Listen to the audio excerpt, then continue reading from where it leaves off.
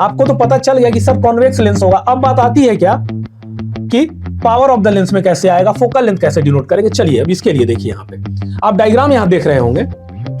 ये जो डायग्राम है, प्रिंसिपल फोकस और पोल के बीच में अगर हम ऑब्जेक्ट को रखते हैं, प्लेस करते हैं, तो इरेक्ट इमेज बनता है बिहाइंड द मिरर।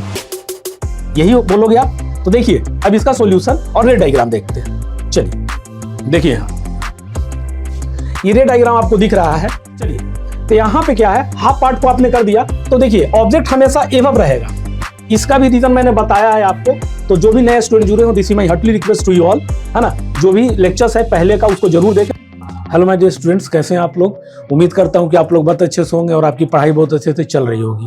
मैं आपका teacher Ritu Rajranjan, guide and motivational speaker at the platform of in the study circle. Student, जैसे कि आपको पता है कि हम फिजिक्स में अपना एक चैप्टर का थ्योरेटिकल पार्ट ऑलमोस्ट नहीं कंप्लीटली कंप्लीट कर चुके हैं, है ना, जिसका नाम है light reflection and refraction of light. ठीक, तो हमने पिछले लेक्चर्स में, आपको याद होगा कि आपने एक्सरसाइज लाइट चैप्टर का क्वेश्चन 1 to 5 हमने किया था। तो स्टूडेंट्स चलिए आज देखते हैं कि इस नए सेशन में हमारे जो आगे का न्यूमेरिकल्स है, एक्सरसाइज है, उसमें किस तरह के क्वेश्चंस हैं और हमें क्या क्या सीखने को मिलता है। तो चलिए बिना देर किए हुए अपने क्वेश्चंस को पढ़ते हैं। देखिए क्वेश्चन नंबर 6 क्या कहता है। क्वेश्चन 6 कह रहा है, which of the following lenses would you prefer to use while reading a small letters found in a dictionary. मतलब क्वेश्चन कह रहा है आपसे कि कौन सा लेंस को आप यूज करोगे जब छोटे छोटे अक्षर को आपको पढ़ना होगा, जैसे कि डिक्शनरी में गिवन होता है, दिया होता है ना। तो ऑप्शंस ए क्या कह रहा है आपके पास, a convex lens of focal length 50 centimetre. ठीक, ऑप्शन बी कह रहा है a concave lens of focal length 50 centimetre. Option C कह रहा है a convex lens of focal length 5 centimetre. या डी ऑप्शन कह रहा है a concave lens of focal length 5 centimetre. ठीक है स्टूडेंट्स, तो option A B C D है। तो आपके अनुसार क्या होना चाहिए इसका आंसर। तो देखिए आप याद कीजिए कि कॉन्वेक्स लेंस में या कॉनकेव लेंस में, तो आपको याद होगा कि सर कॉनकेव लेंस में एक ऐसा प्रॉपर्टी आता है कि जब हम ऑब्जेक्ट को प्रिंसिपल फोकस और पोल के बीच में जब रखते हैं ना, तो उसका जो इमेज बनता है अदर साइड पे, वो मैग्नीफाइड इमेज होता है ना, जो कि 2f के यानी कि सेंटर ऑफ कर्वेचर, जो कि लेंस में क्या बोलते हैं, सेंटर ऑफ कर्वेचर को 2f से डिनोट करते हैं, c से नहीं। तो 2f के बाद में इमेज मैग्नीफाइड बनता है ना, ये आपको मालूम है। ठीक, तो इतना तो स्टूडेंट्स आपको समझ में आया कि सर कॉन्वेक्स लेंस होगा। इतना तो आपको समझ में आ रहा है कि कॉन्वेक्स लेंस होगा। बट यहीं पे इसका आंसर नहीं खत्म होगा। क्यों? क्योंकि कॉन्वेक्स लेंस के साथ जुड़ा हुआ है फोकल लेंथ 5 सेंटीमीटर का होगा या फोकल लेंथ 50 सेंटीमीटर का होगा। तो इसके लिए आपको याद करना होगा।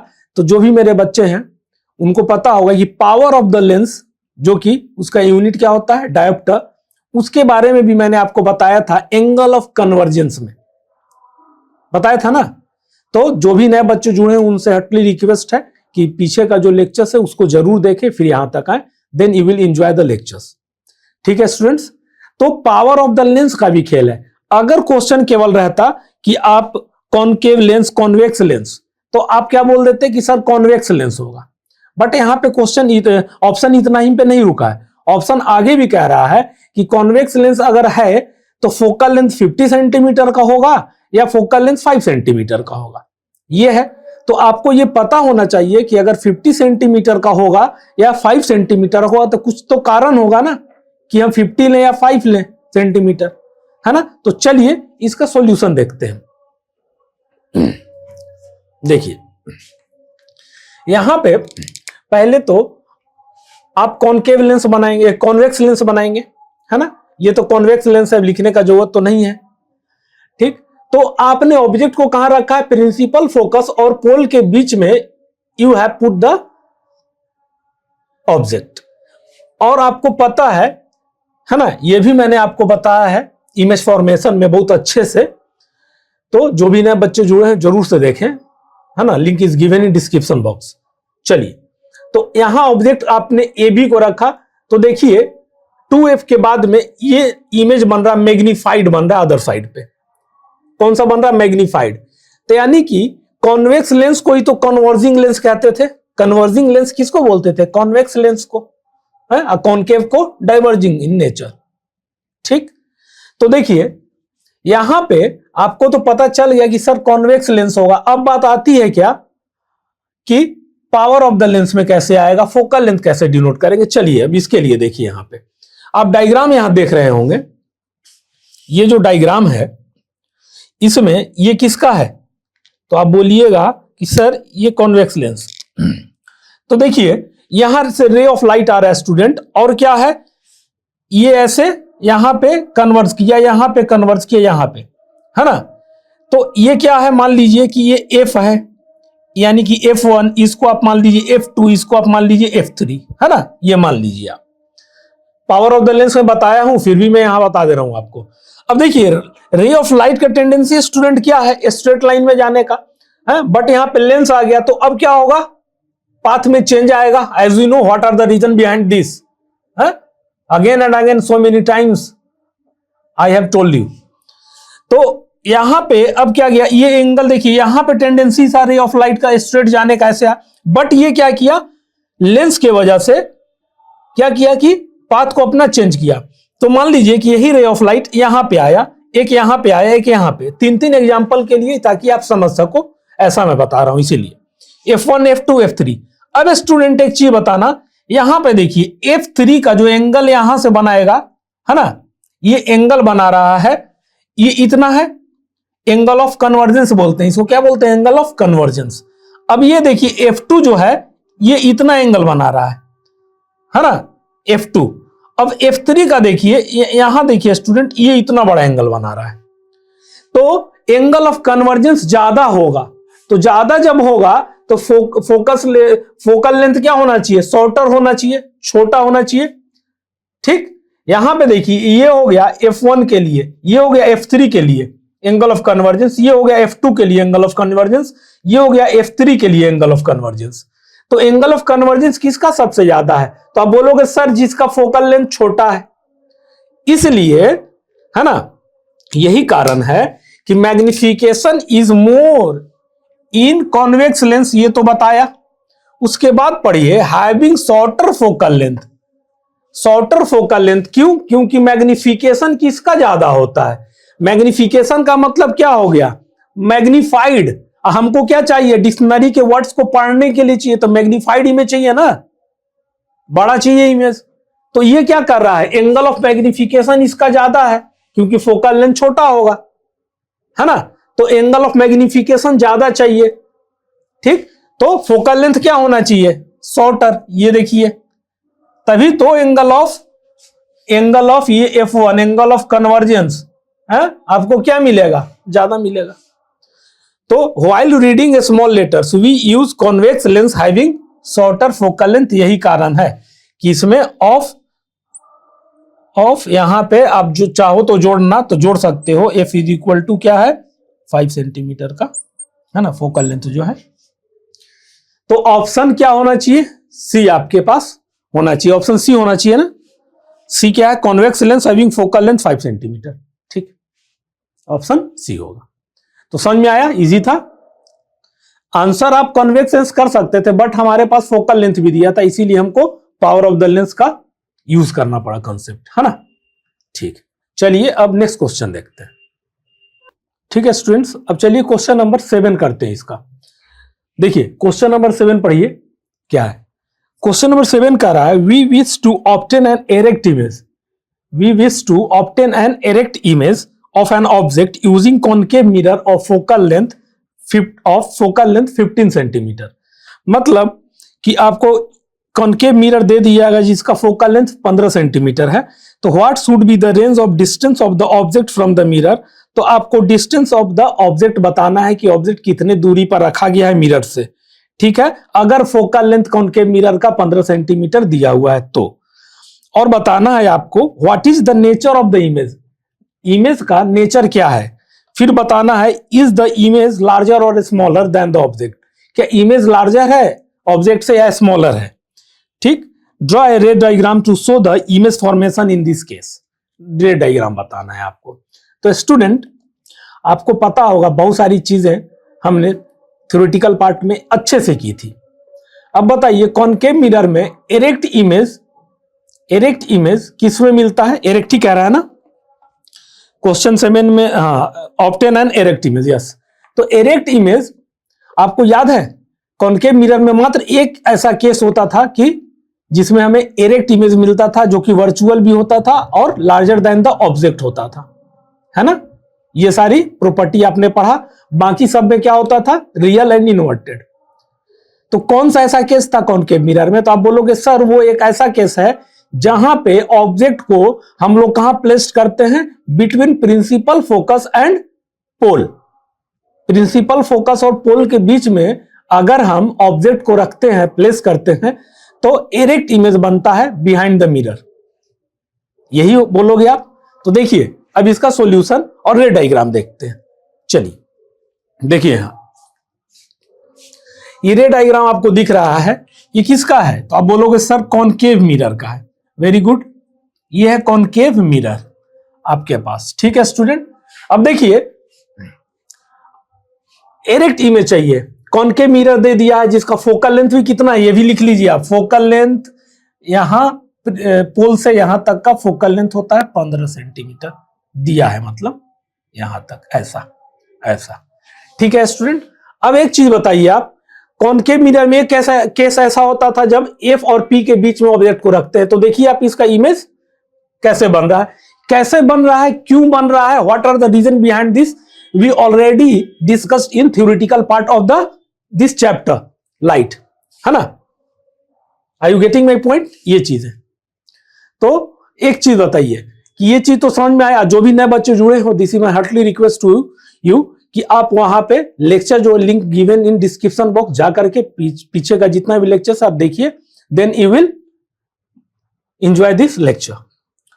तो देखिए ये चीज तो कंफर्म हो गया। तो अब क्वेश्चन में क्या है कि ऑब्जेक्ट को आप मिरर से कितना दूरी पे रखते हैं वो बताना है। तो स्टूडेंट एक बात बताइए, फोकल लेंथ दे दिया है, पी से एफ तक क्या होता है? प्रिंसिपल फोकस होता है फोकल लेंथ, तो 15 सेंटीमीटर दे दिया गया है ना। तो ऑब्जेक्ट को आप कहां पे रखोगे? कहोगे आप सर फोकस पे रखोगे तो 15 सेंटीमीटर तो हो जाएगा, और 15 सेंटी यानी फोकस पे अगर आप रखोगे तो इसका इमेज कहां बनता है? इन्फिनिटी पे। इरेक्ट तो नहीं मिलता, तो फोकस पे तो नहीं रखने वाले आप, उसके आगे आप रखोगे एफ और पी के बीच में कहीं। तो ये तो कंफर्म हो जाता है ना कि 15 सेंटीमीटर, देखिए यहां से यहां तक का डिस्टेंस 15 सेंटीमीटर है। तो आप ऑब्जेक्ट को और अंदर रखोगे तो 15 सेंटीमीटर से तो कम होगा ना। समझ में आ गया बात? क्योंकि फोकस पे तो आप नहीं रखने वाले, 15 सेंटीमीटर फोकस पे, वहां रखोगे तो इरेक्ट इमेज नहीं मिलेगा, वो दूसरा केस हो जाएगा। तो क्वेश्चन में क्या चाहिए हमें? इरेक्ट इमेज चाहिए। तो हम एफ और पी के बीच में रखेंगे, और एफ तक 15 सेंटीमीटर है, तो एफ के जब अंदर रखेंगे, है ना, तो 15 सेंटीमीटर से कम हो जाएगा। होगा कि नहीं होगा? तो ये आंसर क्या होना चाहिए इसका? लेस देन, आंसर क्या होगा? Distance is, distance of the object, distance of the object is less than less than 15 centimetre. ये कर लो आप, लेस देन 15 सेंटीमीटर। तभी तो आपको क्या प्रॉपर्टी क्या है इसका, क्या मिलेगा? वर्चुअल एंड इरेक्ट इमेज मिलेगा, वर्चुअल एंड इरेक्ट मिलेगा ना। बिहाइंड द मिरर भी मिलता है कि नहीं? यार देख लीजिए ना, behind the mirror. Are you getting my point? ये देखिए बिहाइंड द मिरर 1, 2, और तीसरा क्वेश्चन में भी था, तो larger than the object, larger than the object. Are you getting my point student? तो where you placed the object, then you will reply कि we have placed the object between principal focus and pole. तो according to the demand of the question, this answer is suitably satisfied. Okay students, चलिए समझ में आया आपको, है ना। अब नेक्स्ट क्वेश्चन देखते हैं। चलिए स्टूडेंट्स, अब क्वेश्चन नंबर 8 देखते हैं। क्वेश्चन नंबर देखिए 8 पढ़िए क्या है। 8 कह रहा है name the type of mirror used in the following situations. आपको मिरर का टाइप बताना है जो कि यूज होता हो इस कंडीशन में। ऑप्शन ए में दिया है, मतलब ए में ऑप्शन नहीं है, ये ए में दिया है हेडलाइट ऑफ ए कार, फिर साइड या rear view mirror of a vehicle, और सी में दिया है सोलर फर्नेस। तो support your answer with reason. देखिए headlight of a car, car के हेडलाइट में, तो आप सोचिए यहां मिरर का बात कर रहे हैं, not talking about the lens, get it, ठीक है। तो मिरर कौन सा यूज होना चाहिए? हेडलाइट। हेडलाइट आगे लगा होता है, आगे लगा होता है यानी कि हमें क्लियर देखने के लिए लगा होता है, ठीक है ना, क्योंकि उसका पैरेलल बीम जो होता है ना, पैरेलल बीम क्या करता है, दूर तक पैरेलल बीम जो है सीधा और एक क्लियर इमेज देता है, ठीक है। तो क्लियर इमेज हेडलाइट में हमेशा हमको कौन सा मिरर यूज होगा? कॉनकेव मिरर, ठीक है ना, हमेशा कॉनकेव मिरर यूज होगा। हेडलाइट है ना, headlight of a car, concave mirror, ठीक है, ये यूज होता है। क्यों? पैरेलल बीम होता है जिसके कारण से हमें क्लियर दिखे, और भी बहुत सारा आपको बताया है क्यों होता है, क्या होता है इसके बारे में। तो ये हो गया हेडलाइट ऑफ ए कार। अब देखिए यहां लिखिए आप headlight, headlight of a car, तो ये हो गया आपका कॉनकेव मिरर, ठीक है ना। ये हो गया ए का। अब बी का देखिए क्या है, रेयर व्यू है ना क्वेश्चन में, साइड या रेयर व्यू मिरर, साइड या rear view mirror in vehicle, of a vehicle, of a vehicle. ये किसमें है, किसमें कौन सा यूज होगा? रेयर में। देखिए रेयर में हमेशा कॉन्वेक्स मिरर यूज होगा। क्यों? क्योंकि कॉन्वेक्स मिरर में क्या होता है, वाइड रेंज को वो कवर करता है?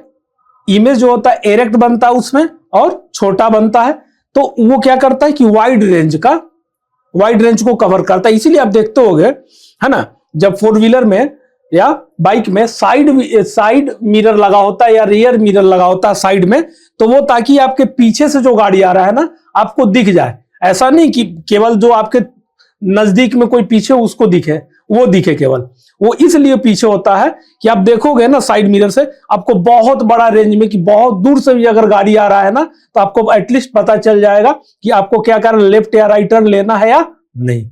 Are you getting my point? ये चीज तो साइड और रेयर व्यू में क्या होता है, कॉन्वेक्स मिरर। क्यों? ये भी बता दिया आपको कि वाइड रेंज को कवर करता है ना, it covers wide range of view, है ना, wide range of view, erect और डिमिनिश्ड बनता है, ये भी एक कारण है। ये हो गया। ऑप्शन सी में थी, सॉरी ऑप्शन नहीं, क्वेश्चन सी में क्या है, सोलर फर्नेस। अब देखिए सोलर फर्नेस में क्या यूज होना चाहिए आप बताइए। सोलर फर्नेस में स्टूडेंट क्या होता है, खाना पकाने के लिए यूज किया जाता है सोलर फर्नेस का, है ना, सोलर लाइट से चलता है। तो देखिए इतना एम्पल अमाउंट ऑफ लाइट आ रहा है, तो आप एक पॉइंट पे कंसंट्रेट करोगे तब ना, तो किसके लिए यूज होता है, किसमें, कौन सा मिरर, तो उसके लिए कॉनकेव मिरर, ठीक, इसके लिए कॉनकेव मिरर। और सब क्या क्या रीजन है, और सब क्या क्या में यूज होता है कॉनकेव मिरर, मतलब फोकस करने के लिए, ठीक है ना। तो सोलर फर्नेस में क्या करता है, एम्पल अमाउंट ऑफ लाइट को एक पार्टिकुलर पॉइंट पे फोकस कर देता है, जिससे हीट जनरेट होता है और वो खाना इजीली पक जाता है, तो सोलर फर्नेस में। और कॉनकेव मिरर किस में यूज होता है, अब डेंटिस्ट दांत के जो डॉक्टर है वहां भी यूज किया जाता है, ताकि क्या पार्टिकुलर वो लार्ज इमेज, उसका लार्ज इमेज दिखे, जो छोटा होता है ना उसका लार्ज इमेज दिखे, इसलिए डेंटिस्ट भी यूज करते हैं कॉनकेव मिरर का। हेडलाइट में जो जंगल वंगल में टॉर्च का यूज होता है तो उसमें भी कॉनकेव मिरर का ही यूज किया जाता है, ठीक है। ये था इसका आंसर, इजी था, कुछ था नहीं इसमें। तो क्वेश्चन नंबर 8 भी हमने कंप्लीट किया। अब चलिए नेक्स्ट क्वेश्चन देखते हैं।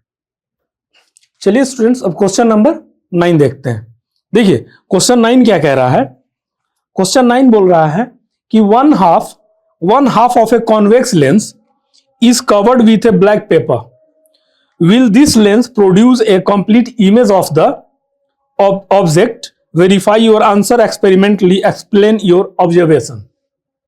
देखिए सिंपल क्वेश्चन क्या है, थोड़ा सा जो आप थ्योरेटिकल पार्ट पढ़े हैं ना, उसका कंसेप्ट का यूज किया है कि आपने कॉनकेव मिरर के बारे में पढ़ा, कॉनकेव लेंस के बारे में पढ़ा, है ना, कॉन्वेक्स लेंस के बारे में पढ़ा। बट इसमें क्वेश्चन है कि मान लीजिए कि एक कॉनकेव लेंस दिया हुआ है आपको और उसे एक ब्लैक यानी काला जो भी पेपर होता है उससे हमने कवर्ड कर दिया हाफ पार्ट को, half part of the convex lens, है ना। तो क्या आपको पूछ रहा है कि रिफ्रैक्शन होगा? तो आपका क्या जवाब होगा कि यस सर होगा। क्यों होगा? इसलिए होगा स्टूडेंट क्योंकि हाफ पार्ट जो है वो कवर्ड है ना, ओपक हो जाएगा हाफ पार्ट, ठीक है ना। बट हाफ पार्ट तो अभी भी रिफ्लेक्ट करेगा ना, रिफ्रैक्ट करेगा रे ऑफ लाइट को, उसमें तो कोई आपको डाउट नहीं होना चाहिए। ये सब चीज मैंने आपको बताया है। तो देखिए इसका सॉल्यूशन कुछ नहीं है, इसमें थोड़ा सा कंसेप्ट है, we will have to memorise again, write again it, है ना। तो चलिए इसका समझते हैं इसको। देखिए ये कौन सा है बताने का जरूरत नहीं है, बट फिर भी मैं आपको लिख देता हूं, कॉन्वेक्स लेंस है ये। Are you getting my point? Convex lens है। क्वेश्चन क्या है कि आपको बताना है कि कॉन्वेक्स लेंस के अगर हाफ पार्ट को हमने ब्लैक पेपर से या कोई भी ओपेक मटेरियल से कवर्ड कर दिया तो वहां से तो रिफ्रैक्शन नहीं होगा बोलोगे, बट आधा जो पार्ट है वहां से तो रिफ्रैक्शन होगा, ठीक। तो मैंने इसमें दो केस लिया है क्योंकि दो केस होगा। एक बार अपर हाफ जो पार्ट है उसको हमने कवर्ड कर दिया ब्लैक पेपर से, है ना। यहां पे क्या है, ब्लैक पेपर, ठीक।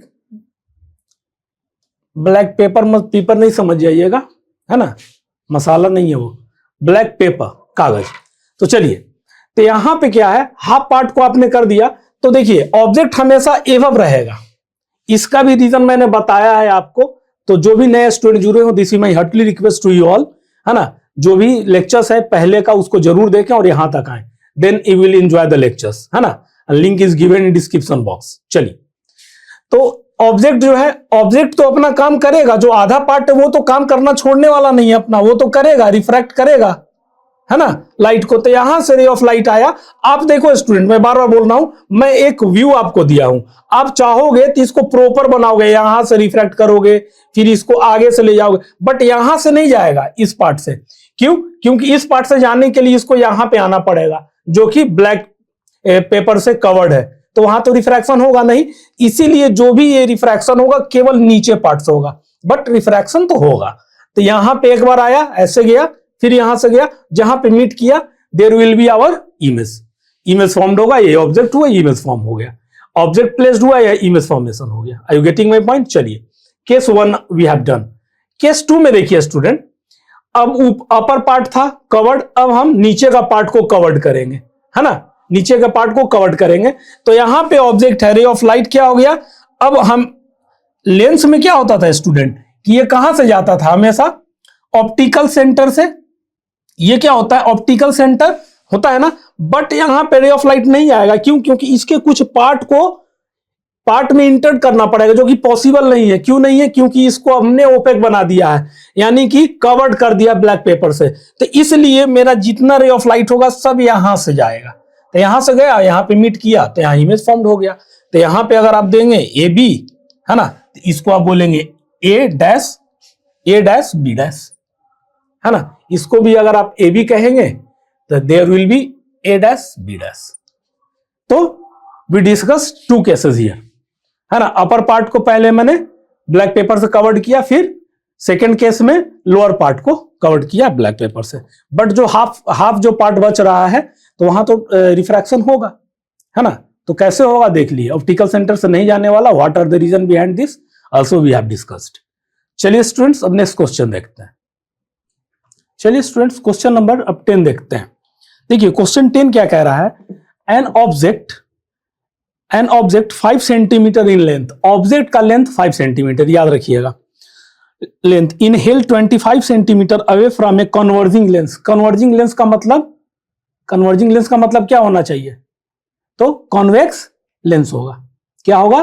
Convex lens. ठीक है, अब क्या कह रहा है? ऑफ फोकल लेंथ जिसका 10 सेंटीमीटर है, ड्रॉ द रे diagram and find the position, size and nature of the image formed. ये क्वेश्चन कुछ नहीं है, आप समझ गए होंगे, पढ़िए उसको एक दो बार, समझ में आएगा। तो देखिए आपके पास सबसे बड़ा क्या है? कन्वर्जिंग लेंस दिया है। हाँ, ऐसे भी क्वेश्चन में देगा, कॉन्वेक्स लेंस ना लिख के कन्वर्जिंग लेंस कह देगा। ठीक है, तो जब आप केस देखिएगा तो सब मैंने आपको पिछले लेक्चर्स में, मतलब इस लेक्चर्स में लाइट चैप्टर के एक एक चीज मैंने आपको बताया, बट ऐसा नहीं है इसमें नहीं बताऊंगा, बट आपको बहुत सारे चीज रिकॉल करना होगा, है ना। तो चलिए अब इसको हम सॉल्व करते हैं। देखिए क्या करेंगे। ऑब्जेक्ट डिस्टेंस क्या है? 25 सेंटीमीटर। कॉन्वेक्स लेंस का केस है, आप सब अपना नोट्स और रिवीजन कीजिएगा, सब देखिएगा माइनस में, है ना। साइन कन्वेंशन भी बताए हैं आपको, कॉन्वेक्स लेंस ऐसे होता है, ठीक है ना। साइन कन्वेंशन ऐसे कर लो, इधर कर लो, ऊपर वाला पॉजिटिव, नीचे वाला निगेटिव, है ना। Approaches Y axis, approaches minus Y axis, approaches X axis, approaches minus X axis, ये सारी चीजें मैंने आपको बताया है।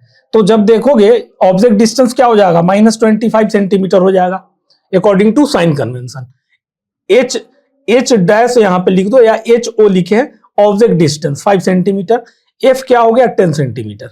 अब देखिए ये सब दिया हुआ है, तो लेंस फॉर्मूला हमारे पास क्या होता है? तो आप बोलोगे sir 1/b - 1/u is equal to 1/f। तो ये वाला मैंने लिख दिया फॉर्मूला। ठीक है स्टूडेंट्स, अब देखिए आप 1/b को फ्री करेंगे, इमेज डिस्टेंस 1/b, क्योंकि f और u दिया हुआ है, तो 1/10 प्लस 1/-25, तो माइनस नीचे में है ना, ऑब्जेक्ट डिस्टेंस लिखेंगे तो नीचे में माइनस है तो इसको ऊपर लिख दो, बात बराबर है। तो -1/10 - 1/25, तो 1/v जब फ्री करोगे स्टूडेंट, एलसीएम लोगे, तो ये वाला टर्म जो है ना कैसे था? 1/v है ये, ठीक है। तो जब v फ्री करोगे तो पलट जाएगा, प्रॉपर्टी है ना, तो v हम फ्री किए, तो इसको भी तो 50/3 करेंगे ना, तो वही 50/3 जब करोगे 50/3 इज इक्वल टू 16×3 48 होता है, 2 बचेगा, फिर 6×3 18 होता है, फिर 2 बचेगा, फिर 6×3 18। तो इसे डेसिमल रूल के अनुसार आप 16.67 भी लिख सकते हो, as you wish, that depends on you. तो ये कर लिया आपने, v फाइंड आउट कर लिया। अब क्वेश्चन में क्या है? मैग्निफिकेशन फाइंड आउट करना है आपको, है ना। मैग्निफिकेशन, तो मैग्निफिकेशन के लिए क्या होता है? m is equal to h dash upon hi, यही होता है फॉर्मूला। ठीक, सॉरी HO होगा ना, ऑब्जेक्ट डिस्टेंस, हाँ object distance but image distance, HI और H, ये ऑब्जेक्ट का है तो O लिख लो आप। ठीक है, ये होता है हमारे पास। तो m is equal to HI upon HO, height of image और हाइट ऑफ ऑब्जेक्ट। ठीक, तो आप स्टूडेंट बताइए, जब m फाइंड आउट करना है, दोनों का होना चाहिए वैल्यू, तो HO यानी कि हाइट ऑफ ऑब्जेक्ट का तो गिवन है 5 सेंटीमीटर, बट HI का नहीं है, हाइट ऑफ इमेज का गिवन नहीं है। तो इसको हमें पता करने के लिए क्या फॉर्मूला? तो एक और फॉर्मूला होता है, इसी से -v अपॉन u, यही करके होता है ना। बट हम लोग क्या करेंगे? अलग अलग बना करके इसको सॉल्व करेंगे, ये भी होता है। तो हमारे पास जब ये नहीं मिला तो हम m is equal to -v upon u का यूज करेंगे। तो हमने यहाँ पे m is equal to -v upon u, -v क्या गया है 16.67, तो माइनस तो लगाएंगे, ही फॉर्मूला का है, जो डिवाइडेड बाई 25। तो देखिए जब आप गुना करोगे, भाग करोगे इसका, तो आपको क्या मिलेगा? -0.66, -0.66। तो ये बाबू माइनस जो है यहाँ पे या यहाँ पे दोनों का, ये क्या बताता है? अब मैग्निफिकेशन का निगेटिव, तो ये सब मैंने आपको क्लास में लेक्चर बताया। मैग्निफिकेशन का जो माइनस है वो आपको बताता है कि क्या हो गया? रियल हो गया और बिहाइंड द लेंस हो गया। ठीक, रियल और बिहाइंड द लेंस, यानी कि दूसरे साइड लेंस के, other side of the lens, you can also say like this. ठीक, ये चीज शो करता है। अब स्टूडेंट आपके पास तो ये पता हो गया, और आपको क्या पता करना है? Value height of image, question में ही है ना, 10 10 10, हाँ। Find the position, size and nature of the image, yes, height of image भी बताना है। तो m is equal to student, अब क्या हो गया? यहां से हमने m को फाइंड आउट कर लिया, माइनस 0.66। तो m is equal to H I upon H O होता है, height of image upon height of object. तो हाइट ऑफ इमेज में स्टूडेंट हमें फाइंड आउट ही करना है ना, हाइट ऑफ इमेज। तो हाइट ऑफ इमेज अब फ्री करोगे तो ये क्रॉस मल्टीप्लीकेशन हो जाएगा, तो m into height of object. ठीक, तो m क्या मैग्निफिकेशन फाइंड आउट किए हो आप, ये वाला है ना, यही तो हुआ m। तो माइनस के साथ आएगा minus 0.66 into height of object. देखिए गिवन है क्वेश्चन में आपके 5 सेंटीमीटर, तो यहां पे 5 लिख दिया आपने, है ना। माइनस टू टर्म रहेगा डिवाइडेड बाई इंटू 0.66 इंटू 5। तो आप क्या करोगे, ऐसे भी कर सकते हो 0.66 अपॉन 100, है ना, इंटू 5, 20×5 होता है ना। ठीक, ये वाला, तो ये वाला कैंसिल आउट, तो 20×3 60 हो जाएगा। करके देखो 20×3 60 और फिर 6 फिर 60, तो पॉइंट 20×3 60 फिर से, तो ये आ गया। तो ऐसे भी आ जाएगा, डेसिमल हटा के डिवाइडेड बाई 100 करोगे, ये तो रूल है ना, बताया हूं आपको। तो रियल नंबर में हमने बहुत कुछ सीखा है मैथ में। तो देखिए यहां पे ये चीजें हमने किया, तो माइनस 3.33 सेंटीमीटर आया। तो देखिए जब यहाँ पे हाइट ऑफ इमेज का हाइट निगेटिव आ रहा है, देखिए ऐसे होता था, ये सब बताया हूं आपको। ये Y axis minus Y axis, X axis minus X, sign convention. अब देखिए मैग्निफिकेशन क्या आ रहा है, माइनस में, है ना, सॉरी ये क्या आ रहा है आपका, हाइट ऑफ इमेज माइनस में। हाइट ऑफ इमेज माइनस का मतलब क्या होता था, हाइट ऑफ इमेज, इसको प्लस लेते थे, इसको साइन कन्वेंशन से निगेटिव लेते हैं। तो यहां पे क्या आ रहा है, हाइट ऑफ इमेज का हाइट, तो मान लीजिए इमेज कहीं बना होगा, लेकिन इमेज क्या कह रहा है कि निगेटिव में है, तो यहां बना होगा अप्रोचेस माइनस वाई एक्सिस, यही होगा ना, तभी तो आया। तो इन्वर्टेड का केस हो गया, ये कौन सा है, इस तरह से आप ऑब्जेक्ट ऐसा रखे होंगे, आपको इन्वर्टेड मिल रहा है, ऐसा ही होगा, है ना। तो इससे ये पता चला हाइट ऑफ इमेज माइनस में है, तो इस तरह से होगा approaches minus Y axis. I you getting my point student. तो ये सारी चीजें हैं, बहुत आसान था। फिर से देखिए ये सब दिया हुआ था, लेंस फॉर्मूला का हमने यूज किया, वी का फाइंड आउट किया वैल्यू 16.66, है ना। तो फिर उससे हम मैग्निफिकेशन को फाइंड आउट किया। मैग्निफिकेशन का फॉर्मूला पहले हमें फाइंड आउट करना था हाइट ऑफ इमेज, लेकिन हाइट ऑफ इमेज गिवन नहीं था, इसलिए हम ये फॉर्मूला पे आ गए। तो m इज इक्वल टू हमने फाइंड आउट किया माइनस बी अपॉन यू, इससे हमारा माइनस 0.66 आया। माइनस वो क्या कर रहा है, रियल और बिहाइंड द लेंस, यानी other side of the lens image magnification का, है ना, बन रहा होगा। तो m से अब जब हमने m का वैल्यू फाइंड आउट कर लिया, तब दूसरा फॉर्मूला हमने लगा दिया, m is equal to height of image बटे हाइट ऑफ ऑब्जेक्ट। तो हाइट ऑफ इमेज हमें फाइंड आउट करना था, तो m into height of object हो गया माइनस 0.66 इंटू 5, और माइनस में जब हाइट ऑफ इमेज आ रहा है, यानी कि इन्वर्टेड केस है ये, और ये निगेटिव नीचे की ओर अप्रोचेज माइनस वाई एक्सिस जा रहा है ना। तो ये सारी चीजें थी।